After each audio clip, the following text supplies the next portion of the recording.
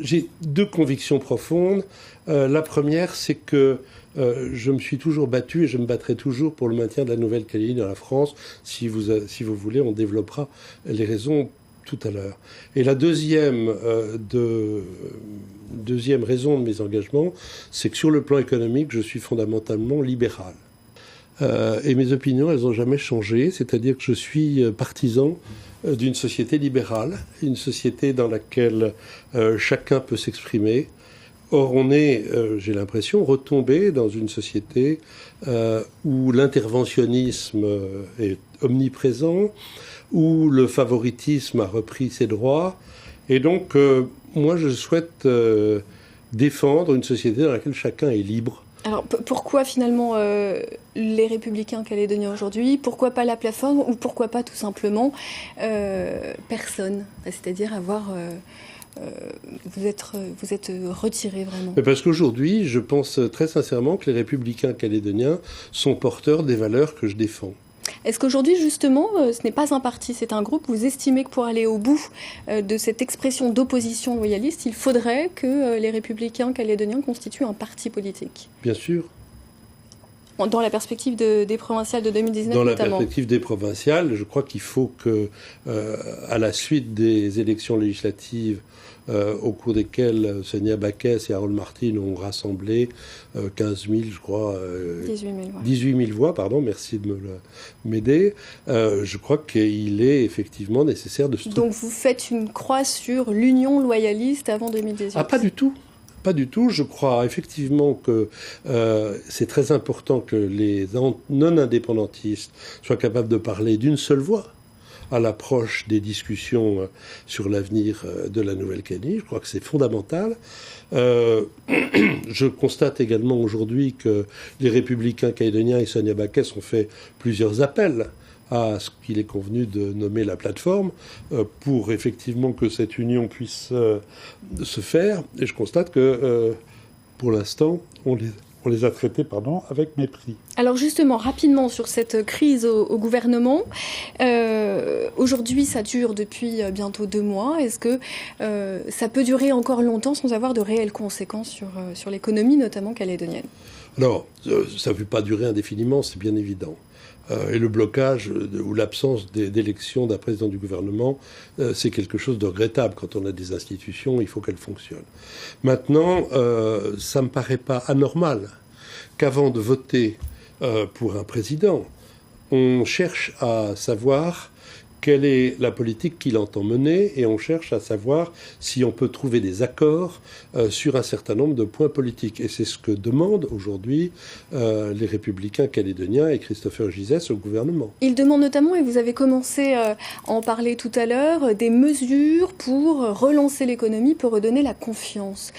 Citez-nous-en une ou deux concrètement, comment on décrète la confiance des entrepreneurs? Comment on décrète la confiance des entrepreneurs? Bien, on fait en sorte que on allège un petit peu les formalités administratives que la loi antitrust ou que la loi sur la compétitivité leur ont imposées.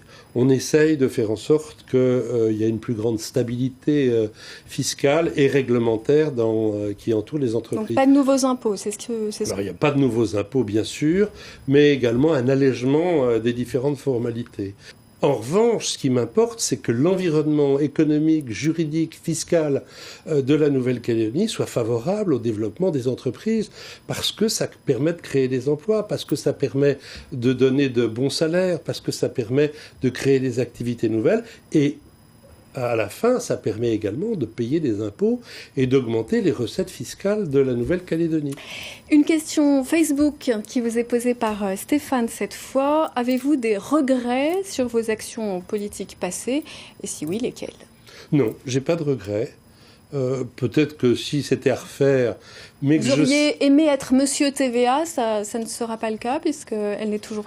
la TGC J'aurais effectivement aimé laisser cette trace, parce que je crois que c'est quelque chose d'indispensable, et que la TVA telle qu'elle est proposée, ou la TGC telle qu'elle est proposée aujourd'hui, est extrêmement compliquée. Il n'aurait pas fallu faire 5 taux différents. 2 taux sans doute, un taux à 0 pour les produits de première nécessité, et un taux général qui touche tous les autres produits.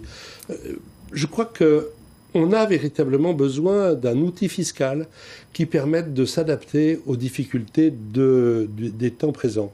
Or, la TVA, c'est un impôt qui a une très large assiette. C'est un impôt qui est indolore. Et donc, je crois que c'était véritablement la chose à faire à l'époque où je souhaitais la faire, c'est-à-dire quand les recettes du nickel et les recettes de la fiscalité du nickel étaient très élevées et que je savais que ça n'allait pas forcément durer. Donc, je crois qu'il faut maintenir une volonté de rassembler le camp non indépendantiste pour qu'il soit capable de parler d'une seule voix. Et pour ça, il ne faut pas rejeter ceux qui, pour l'instant, ne font pas partie de la plateforme. Parce que je crois que ça sera important que l'on soit capable, dans chaque camp d'ailleurs, chez les indépendantistes comme chez les non-indépendantistes, d'avoir des positions communes pour pouvoir discuter et avancer, sans doute après le référendum, pour découvrir, ou pour mettre au point une solution commune. Pour l'instant, il n'y a rien. C'est l'accord de Nouméa qui va continuer à s'appliquer, mais j'espère que les indépendantistes, les non-indépendantistes de l'autre côté, vont se mettre autour d'une table pour discuter. Je crois que ce qui est important aujourd'hui, et j'aimerais bien que tout le monde le comprenne, c'est pas la marque du parti qui va obtenir un accord. On se fiche éperdument qu'il soit estampillé tel parti ou tel parti ou tel parti. L'important, c'est que cet accord, on le trouve. Et que pour trouver cet accord, il faut que chacun fasse preuve de responsabilité aujourd'hui.